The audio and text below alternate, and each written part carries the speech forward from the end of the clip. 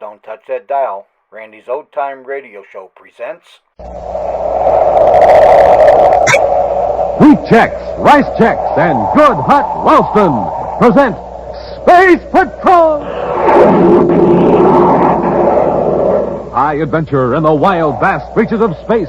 Missions of daring in the name of interplanetary justice. Travel into the future with Buzz Corry, Commander-in-Chief of the Space Patrol! In today's transcribed adventure, Buzz and Happy are in their spacesuits, investigating a gigantic six-wheeled atomic digging machine on the planet Mercury. As they walk across the deeply cracked ground in 300-degree heat, the huge machine starts moving toward them with increasing speed. They're trying to run us down with the machine, Commander. Get to the ship, Happy. It's hard to run in these bulky suits. Maybe we can dodge the driller. Don't try it. The driller's big, but it can turn like a cat. It's gaining on us. Don't look back. Run. Hey! Quick, Hap, on your feet. My foot's caught the crevice. Give me your hand. No, you sir, I can't get loose. I'm caught. Commander, get away from us while you can. The driller's almost on top of us. We'll be back in just a moment with today's Space Patrol story, The City of the Sun. Hey, gang, listen to this poor old rocket ship here at the Lunar Fleet Base. You know what the trouble is? That rocket's trying to run on ordinary fuel. Now, here's that same rocket ship loaded with super fuel.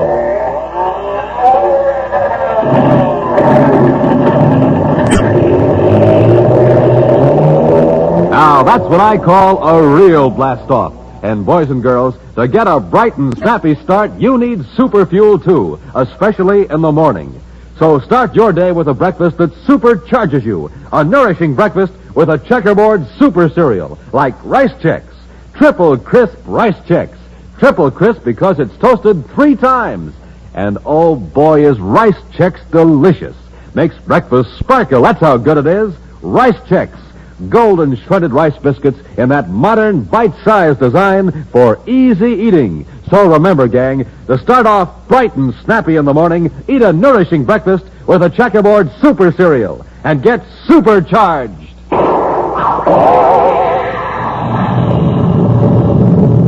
Today, try your spoon out on Rice Chex.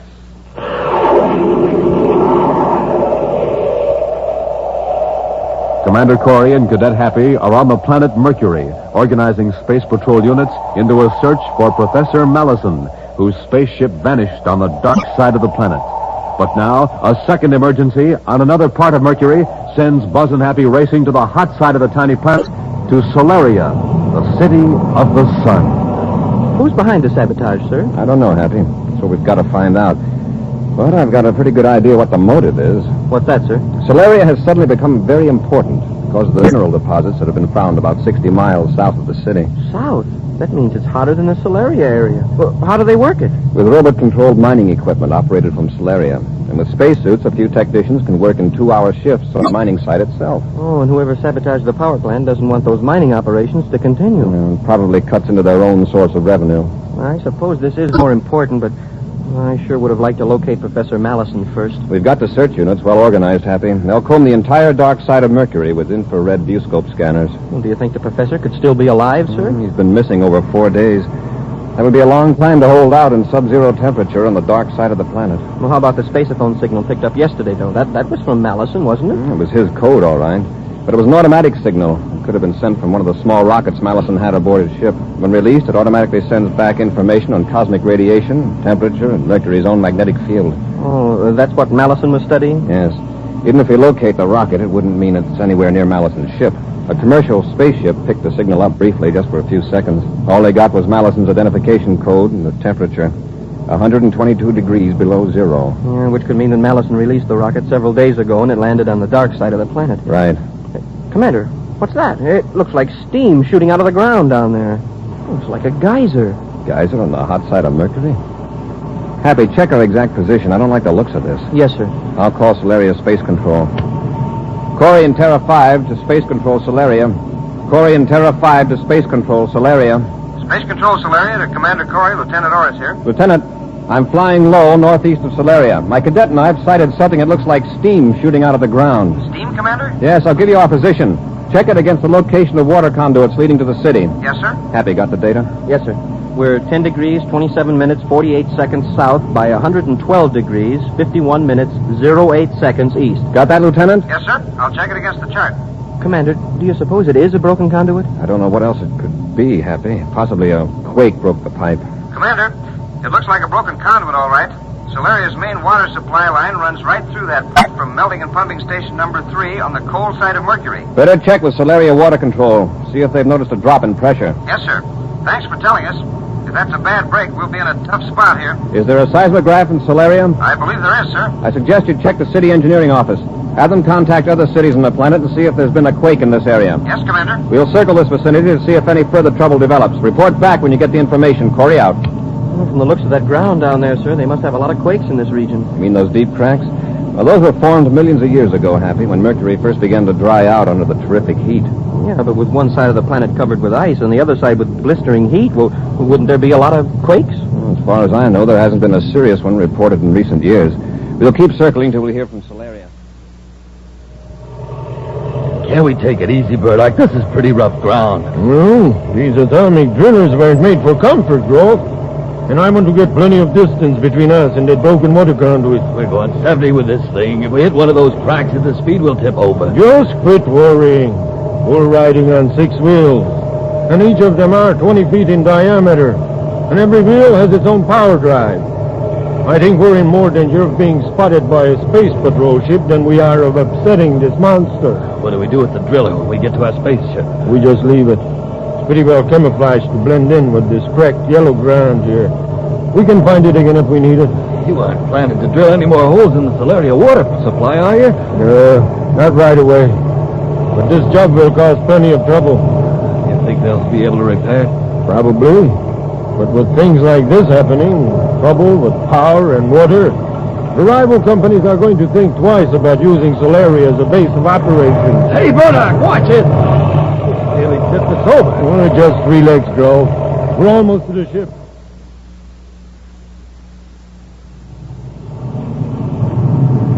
Well, sir, it looks like the conduit broke in just that one place. That's lucky, but even at that, it'll take several hours to get many equipment out here to repair it. Space Control Solaria calling Commander Corry aboard Terra 5. Corry here. Go ahead, Lieutenant. A maintenance crew is getting ready to leave Solaria now, Commander. They know the location. Oh, good. We'll head for Solaria. What about the seismograph reports? No quakes have been detected anywhere on Mercury, sir. The chief engineer doesn't understand how that conduit could have broken. How's your water supply?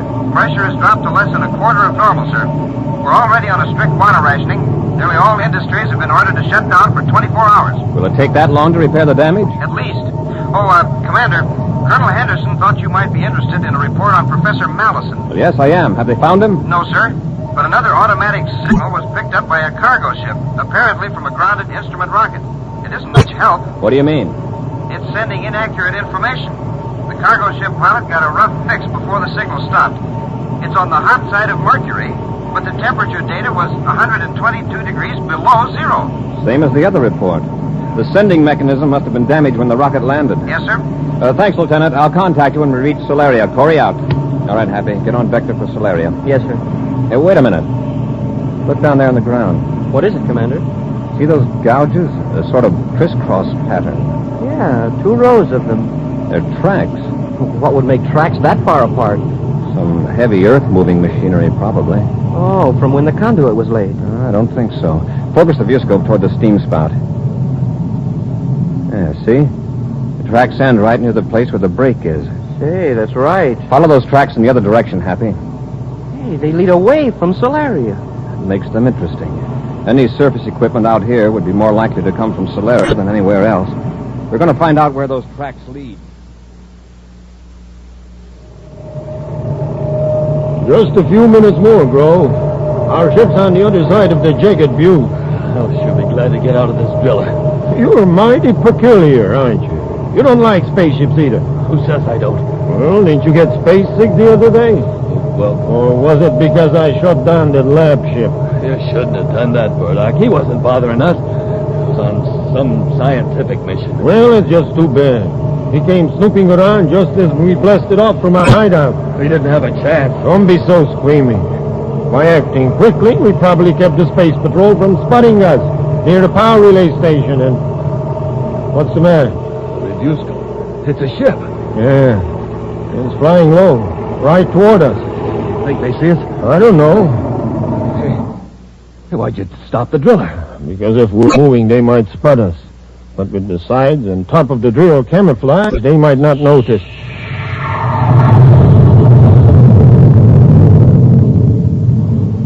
They went right over. It's a space patrol ship. They must have spotted the break in the water line. Yeah, but why were they going so slow? How do I know? We'll just sit tight and see what they're up to. Happy, look down there. The tracks stop. It's hard to tell. The ground must be packed almost as hard as concrete in some places. I'll circle back. Use the viewscope scanner. Yes, sir. Uh-oh. Hey, there is something down there. A hump of something. A small hill, maybe. Now look closer. Did you ever see a hill on wheels? Yeah, I can see it now. It's a big piece of machinery, and it's camouflaged. Happy, get our spacesuits out of the locker. I'm setting the ship down. Yes, sir. Check the refrigeration units in the suits carefully. We're going to be walking around in oven temperature down there. They must have seen us. Why would they land their ship clear out here? Just take it easy, Rolf. We're safe in the driller. Nobody could get in unless we open the door. Somebody's getting out of the ship. 2 men. Hey, that's Stera 5. Come into Corry's ship. If we don't open up, Corry will go back to his ship and report us. They'll send a crew out here with cutting torches. If Corry gets back to the ship. How can we stop him? We'll stop him all right. You just wait and see. Wow, now that we're on the ground, that machine looks enormous. It's an atomic driller, Happy. The camouflage covers the drill part, but it's built to cover the toughest kind of terrain and drill through solid rock. Yeah, then that's what happened to the water conduit. Drilling into the main would be simple for that machine. It looks that way. Have your gun ready, Happy. Whoever's in there probably won't be too eager to answer questions. Hey, Commander, it's moving. They're making a getaway. Get back to the ship, Happy. Yes, sir. Commander, it's coming toward Run, us. Happy. They're trying to run us down. It's hard to run in these bulky spacesuits. Maybe we can dodge the driller. Don't try it unless you have to. That driller's big, but it can turn like a cat. The ground's so full of cracks and ditches. Commander, it's gaining on us. Don't look back. Run. Hey! Hap, on your feet, quick. My foot's caught in the crevice. Give me your hand. Run for it, Commander. They can't get both of us. You've got to get away. No, give me your hand, Hap. No, you, sir. I'm caught. Commander, look out. The driller's right on top of us. You've got to leave me. We'll be back with Space Patrol in just a moment.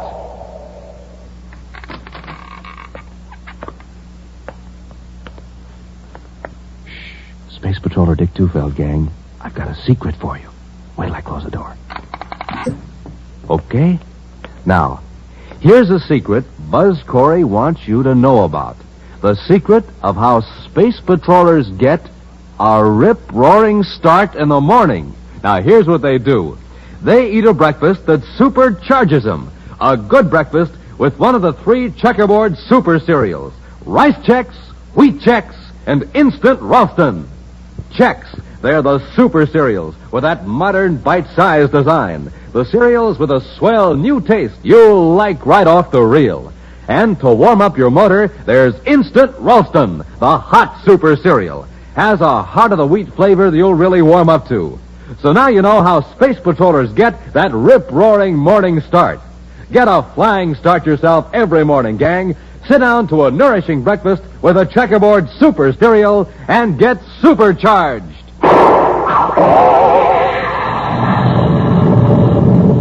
Rice Chex, Wheat Chex, good hot Ralston, the super cereals.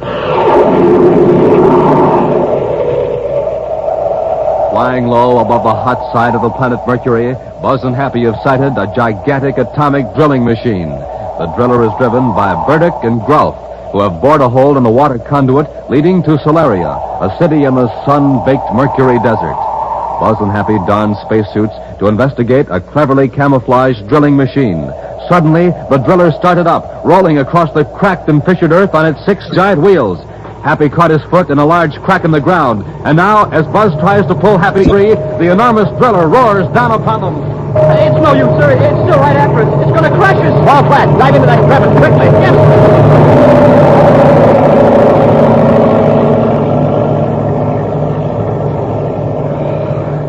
Happy, are you all right? I guess so, sir. half buried in the dirt. Don't move yet. Stay down in the crevice until the driller's out of sight. We don't want them coming back to finish the job. I sure thought we were goners when that big thing thundered over us. We're lucky to find a crevice deep enough. They're still going, I guess. Yeah. Fortunately, they didn't stop to wreck our ship. That means they're sure they crushed us under the wheels.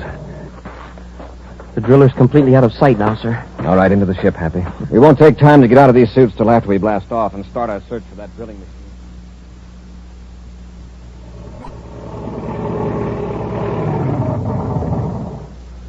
Well, here we are. Here's your spacesuit, Burdock. Get into it. Let's get to the ship. I see you're all ready. Yeah, all but the face piece. You know, sometimes I get the impression you don't enjoy riding in a driller. Let the funny stuff. Let's get out of here. How do we know Corry didn't send a space phone message before he got out of his ship? You're right, Grove. But before we leave, I'm going to set a magnesium bomb and leave it in here. What for? I'll make sure that this drill is useless to anybody else. And it'll leave this camp in such a mess that the Space Patrol can't find any fingerprints. All right. All right, but let's get at it. There's something up ahead, sir. Looks like smoke. You're right, Happy.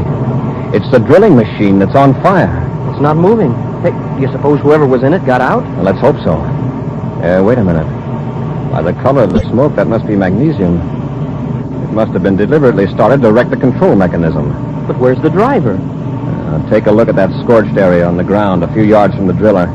A blast-off scar. Uh-huh. The driller operator had a spaceship hidden here. Turn on the viewscope, Happy. Maybe you can pick up a trace of him. And I'll contact Space Control Solaria. Commander Corry aboard Terra 5 calling Space Control Solaria. Commander Corry calling Space Control Solaria. This is Space Control Solaria, Commander. Lieutenant Orr speaking. Lieutenant, relay this bulletin to all Mercury Space Patrol units. Yes, sir. A spaceship of unknown type just blasted off from the vicinity of the broken water conduit. Interrogate all spaceborne private craft. Ground all suspicious ships and hold the occupants. I'll relay that message, Commander. Can you give any sort of description of the ship? No, we merely saw the blast-off scar. Looked like it was from a small space cruiser.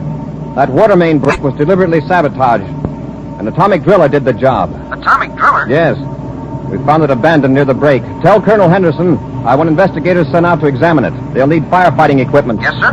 Make an immediate check of all known atomic drilling machines on Mercury. Where they are and who has them. Yes, Commander. How's the water situation in Solaria? It's even more serious than we thought, sir. We're setting up cargo ships to bring some in from other cities. Commander, a Venus-bound passenger ship reported seeing a wrecked lab ship south of Solaria. The pilot thought it might be Professor Mallison's ship. South of Solaria? How far south? 15 DU, sir. That's the hottest part of the planet. Even if the ship wasn't badly damaged by the crash, it looks bad for Mallison. The same passenger ship also picked up Mallison's automatic code, sir. And another temperature report. 122 degrees below zero. Below zero? That seems impossible. Have you sent any units to investigate? Not yet, sir. Colonel Henderson... Yes, I know. You've got problems of your own, Lieutenant. You give me the location of that crashed ship. I'll investigate it myself. And 87 degrees, 16 minutes, 43 seconds west. Burdock, you suppose that's the ship you shot down? Shut up and listen. I got their frequencies, both of them. Got it, Lieutenant. One more thing, Commander. The passenger ship pilot isn't sure, but he thought he saw something moving near the crashed ship. It doesn't seem likely.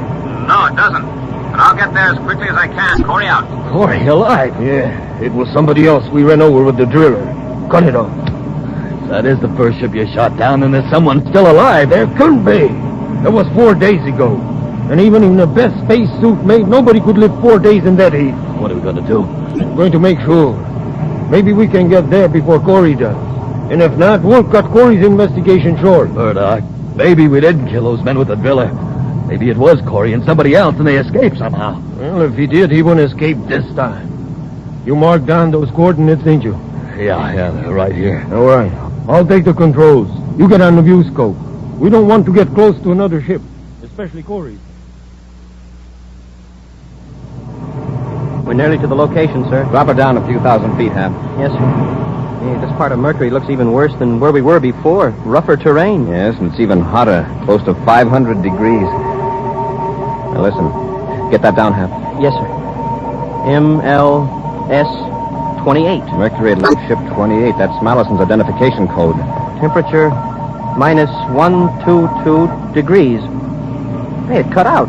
Minus 122 degrees. I got a fix on that signal, Happy. It's almost directly below us. Look. It's a cracked-up ship, all right. A lab job, too. Get your spacesuit on, Happy. Yes, sir. Whatever we do, we've got to do it fast. Hey, Commander, down there by that cliff. It's a man in a spacesuit. That's incredible. He's waving to us. Stand by for repeller ray. That's the lab ship, all right. Even in the viewscope, you can see it's pretty badly smashed up. Yeah, but we're too late. Corry's ship is landing right near it. What do we do? He'll probably go in to find what's left of Mellison. When he does, we'll swoop down and blast the wreckage, and then shoot up Terrified. Better not get so low, Burdock. They may see us. There's not much they can do about it. Anyway, I'm keeping between them and the sun. Nobody's going to look up at the sun, especially here on Mercury. Wait a minute. They're running right past the ship. Where are they going?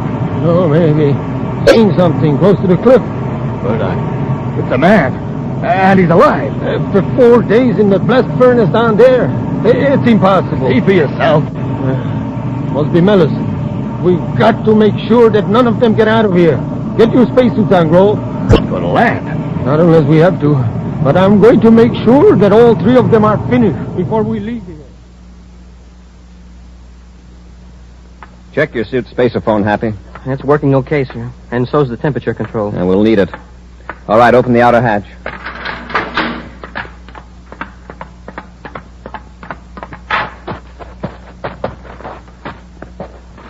Allison's acting pretty strange, sir. He just stands over there and motions to us instead of coming toward us. It's hardly a normal way to greet rescuers. Let's see if the spacesuit transmitter's working.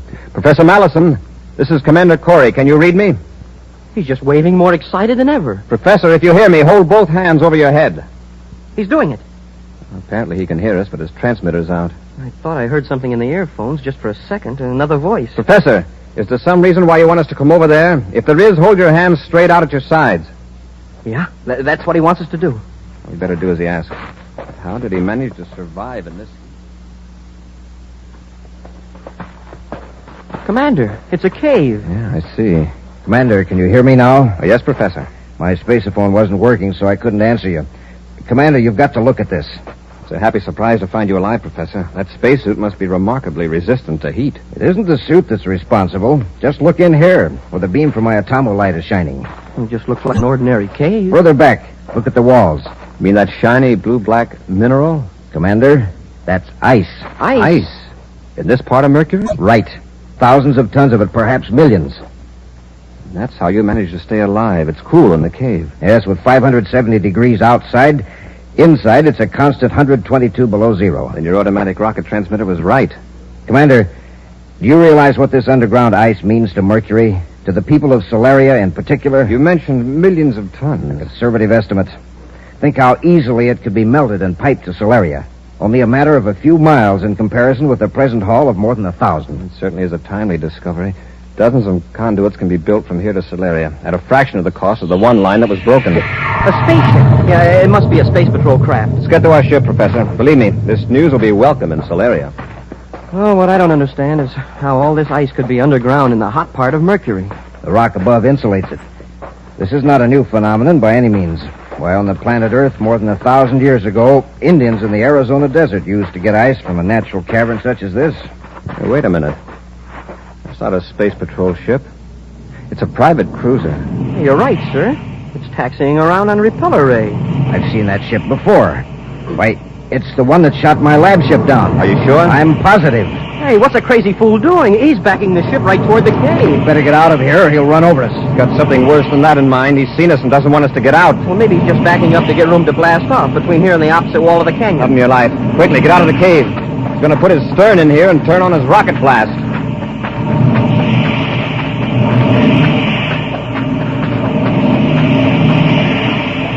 It's lucky we saw him in time to get out of the cave. Now get behind this rock. Maybe he won't see us from the ship. Hey, you're right, Commander. He's pushing the tail of his ship back in the cave with blasts from his forward rocket. He really intends to see that we don't get away from here. Now keep close to the rock. I think we'll be safe here.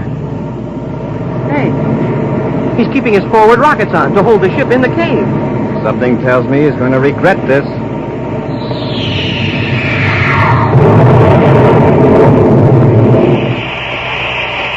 Wow.